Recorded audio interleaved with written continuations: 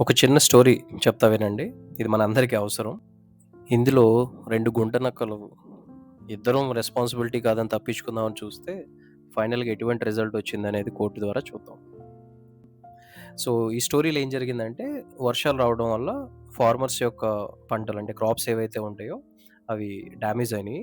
So, వాళ్ళు insurance claim జేసుకోవచ్చు. ప్రధాన్ మంత్రి ఫసల్ బీమా యోజన అని ఒక స్కీమ్ ఉంది. దాని ప్రకారం ఇన్స్యూరెన్స్ క్లెయిమ్ జేసుకోవచ్చు. వీళ్ళు క్లెయిమ్ జేస్తే ఏమైందంటే ఇన్స్యూరెన్స్ కంపెనీ మా దగ్గర అసలు మీ డీటెయిల్సే లేవు. డేటా అవైలబుల్ లేదని చెప్పి రిజెక్ట్ చేసింది. సో, వీళ్ళేం చేశారంటే డెఫిషియన్సీ ఆఫ్ సర్విస్ కింద మనం కన్స్యూమర్ ఫోరంలో కేసేయొచ్చు. సో, కేసేశారు. ఎప్పుడైనా అమౌంట్ ఎక్కువుంటే ఎనీ ఇన్స్యూరెన్స్ పాలిసీ మీ దగ్గరుండి మీ దగ్గర ఎటువంటి మిస్టేక్స్ లేకపోతే హ్యాపీగా కేసేసుకోవచ్చు. విత్ ఇంట్రెస్ట్‌తో మీకు డబ్బులొస్తాయి కొంచెం లేట్ అయినా. ఓకే. ఈ కేస్‌లో ఏమైందంటే జనరల్‌గా ఫార్మర్స్ అకౌంట్‌లోంచి డబ్బులు డిడక్ట్ చేసి బ్యాంక్ అనేది ఇన్స్యూరెన్స్ కంపెనీకి పే చేస్తది. ఇది ఛానల్ యాస్ పర్ స్కీమ్ ప్రకారం. ఈ కేస్‌లో ఏమైంది బ్యాంక్ డిడక్ట్ చేసింది. ఇన్స్యూరెన్స్ కంపెనీకి అమౌంట్ ఇచ్చింది. కానీ ఫార్మర్ డీటెయిల్స్ అనేవి ఫార్వర్డ్ చేయల. సో, ఇన్స్యూరెన్స్ బాధ్యత ఏంటి? వాళ్ళు కూడా అడగాలి. అడిగిన తర్వాత ఒకవేళ రాకపోతే వితిన్ 3 మంత్స్‌లో ఆ అమౌంట్ వెనక్కి పంపించేయాలి బ్యాంక్‌కి. వాళ్ళు అది చేయల. డీటెయిల్స్ తీసుకోలేదు. అమౌంట్ వాళ్ళ దగ్గర పెట్టుకున్నారు ఇన్స్యూరెన్స్ కంపెనీ. బ్యాంక్ ఏమో డీటెయిల్స్ ఇవ్వల.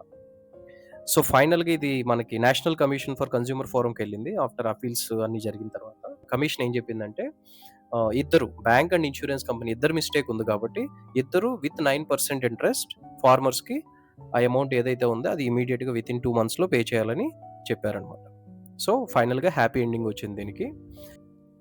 స్టోరీ మీకు నచ్చితే లైక్ కొట్టండి. మన లాఫింగ్ యూగి ఛానల్ ఫాలో అవ్వండి. ఈ స్టోరీస్ బయట ఎక్కడ దొరకవు. చాలా కష్టం. ఇవి ఎక్స్‌టెన్సివ్ రీడింగ్ చేసే వాళ్ళ దగ్గరే ఉంటాయి. సో, మీకు ఇలాంటివి పాక్సో నుంచి డివోర్స్ కేసెస్ కానీ, ఇలా వేరియస్ మ్యాటర్స్ మీద చెక్ బౌన్స్ కానీ, మనకి ప్రాక్టికల్‌గా జరిగినవి ఇవన్నీ. సో, మీరు కూడా ఎక్కడైనా ఇలాంటి ఇష్యూస్ వస్తే ఇవి యూజ్ అవుతాయి. సో, వీలైతే ఫాలో అవ్వండి. Thank you.